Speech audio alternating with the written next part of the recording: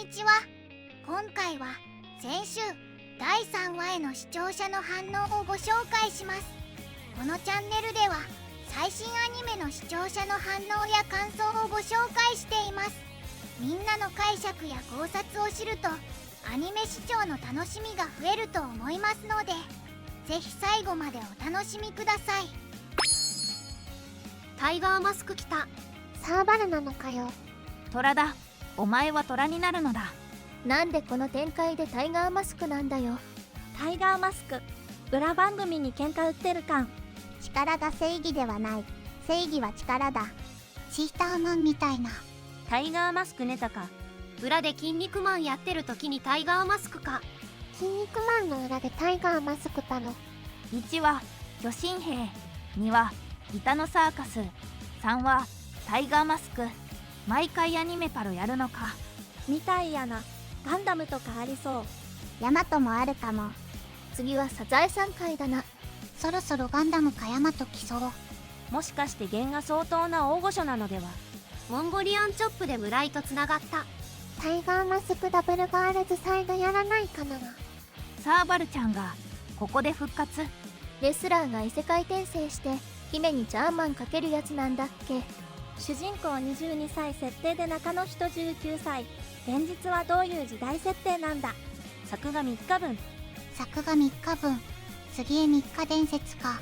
サーバルキャットだからケモフレも入ってると思ったらそうでもなかった。今後やりそうなの、アキラのバイク、広角機動隊の戦車で柱壊れるやつ。ガンダムかマジンガー Z とかの巨大ロボットはあるだろ。ロボならサンライズパースかな。ああ、孤児院ってそういうことか。孤児院だからタイガーマスクか。昔は孤児院出身のアニメ主人公が多かったよな。伊達直人は繊細孤児だしな。タイガーマスクの女版か。そういうのもありか。サーバルちゃんでいいんじゃないか。仮面タイガー、スプリンガー。タイガーマスクダブルってのが。タイガーマスクダブルは割と名作。究極のネタアニメやな。さっきいなかったメメルン怪しい。裏切りのメメルン。メメルン怪しい。あら裏切り者か。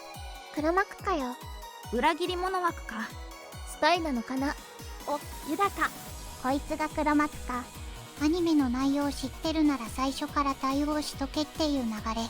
もう改変しちゃってるから難しいな。悔しいが今季ナンバーワンアニメかもしれない。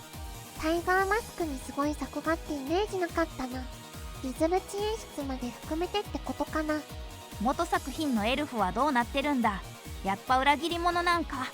知らないふりしてるだけなのか、物語の展開が変わってしまったのか。あのエルフが黒幕か。裏切るのか、またはどんな事情があるか夏子は知ってるんだな。裏切りだとしても主人公は知ってね。で髪型の謎はどういうことなんだよ。メメルンはもしかして敵を手引きした裏切り者か。タイガーマスク、こういうパターンもあるのか。レメルン裏切り者かよ。夏子の反応を見る限り映画になった展開のようだが。ここが勇者というよりお姉さんバシリなのが地味に気になる。元ネタはタイガーマスク。古すぎてさすがに知らんな。改変したことで物語がジャンプしたり分岐し始めてるし、最後まで楽しめそう。タイガーマスクとサーバルキャットが主役のなんとかってアニメのハイブリッドやね。今回は一転してのギャグ界だったな。タマルガーマスクがプロレスで敵を倒すとは。ヤマト来る。39じゃね。変化球でハーロック。鉄腕アトム、レースを狙え。キューティーハニー、アスタの城、マジンガー Z、宇宙戦艦ヤマト、アンパンマン、ドラえもん、ガンダム、ゼバ、またジブリ。この辺りは来そう。そうか。エヴァ界だと庵野がスタッフとして参加する可能性があるのか。カラーはガンダム描いてるよ。これもガンダムもカンパケじゃないの。今期のオリジナルアニメは全集アベムジカマホプリ2が面白い。毎回の元ネタがわかる人、当然自分も含むって結構年齢のいってるオタクだよな。このスキル主人公のこれまで見てきた作ってきた作品の経験才能にかかってるか。夏子がいたスタジオにサーバルキャットマスクのポスターも飾ってあったから、やっぱり担当したであろう作品から持ってきてるんだろうな。この話で夏子が鑑賞した改編があるのは分かったな。何度も見た夏子にも訳がわからない部分があるらしいから、映画で描写のなかった裏設定みたいのが明らかになるのかも。お仕事ものかと思ったら異世界転生で、大作風味からの若干肩透かしかと思ったらだんだん面白くなってきた。世界介入の結果の歪みを追うストーリーも引きがあるけど、何より名作パロディのクオリティがとても高い。今週はタイガーマスク、小松原和夫作がネタ、サーバルキャットマンの獣フレンズネタも入ってるのか。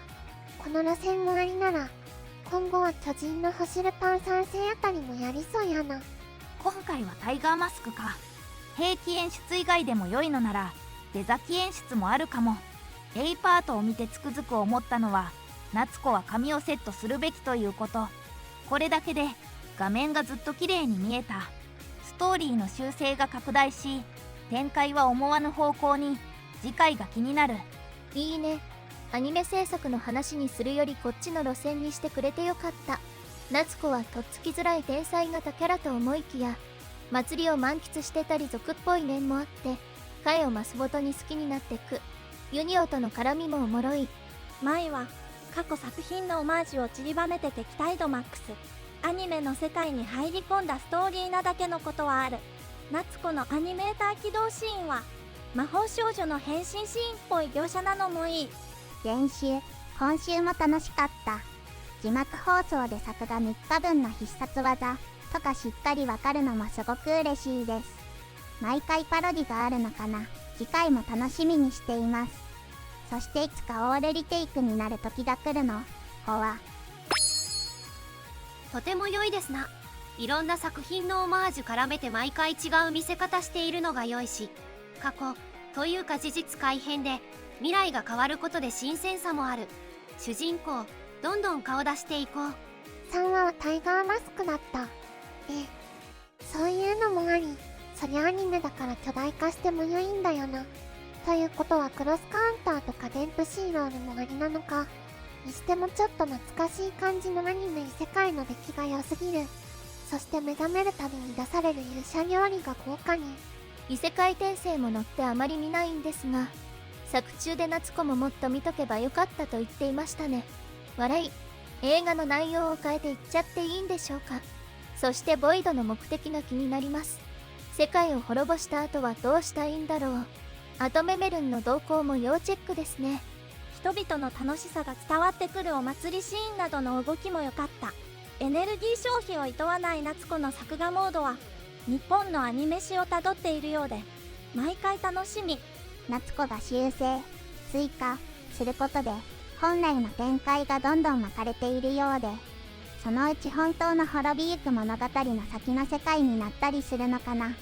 滅びゆく物語は圧展開とのことで、本編で描かれないその後とか絶望感すごそうですが、収穫祭がコミカルなタッチで進み、ルークと夏子の間でフラグが立ちそうで立たないじれったさがやきもきさせる。